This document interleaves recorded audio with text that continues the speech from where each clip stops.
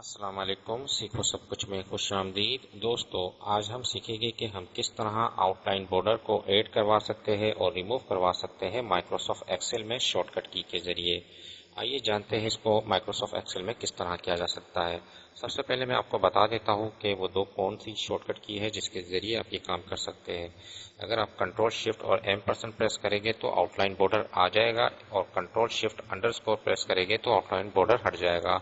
सबसे पहले मैं आपको कीबोर्ड के जरिए ये शॉर्टकट की बता देता हूँ, ये कहाँ आपको मिलेगी। जैसे ही आप कंट्रोल शिफ्ट प्रेस कर ये M% के साइन को प्रेस करेंगे तो आउटलाइन बॉर्डर आ जाएगा। ये M% साइन है जो कि 7 के ऊपर है। कंट्रोल शिफ्ट M% प्रेस करेंगे तो आउटलाइन बॉर्डर आ जाएगा और इस तरीके से कंट्रोल शिफ्ट प्रेस कर ये 0 के साथ अंडरस्कोर है, कंट्रोल शिफ्ट अंडरस्कोर प्रेस करेंगे तो आउटलाइन बॉर्डर हट जाएगा। आइए इसको माइक्रोसॉफ्ट एक्सेल में कर देखते हैं।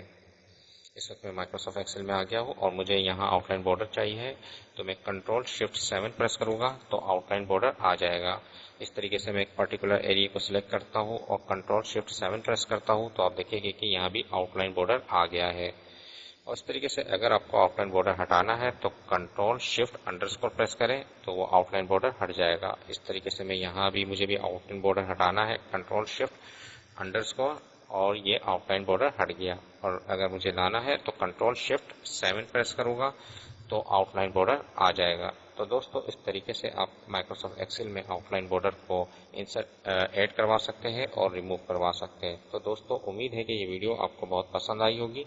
लाइक और सब्सक्राइब करना मत भूलिएगा। दोस्तों, आप मेरे चैनल को सब्सक्राइब जरूर कीजिए ताकि कोई भी नई वीडियो आए तो उसका नोटिफिकेशन आपको मिल जाए।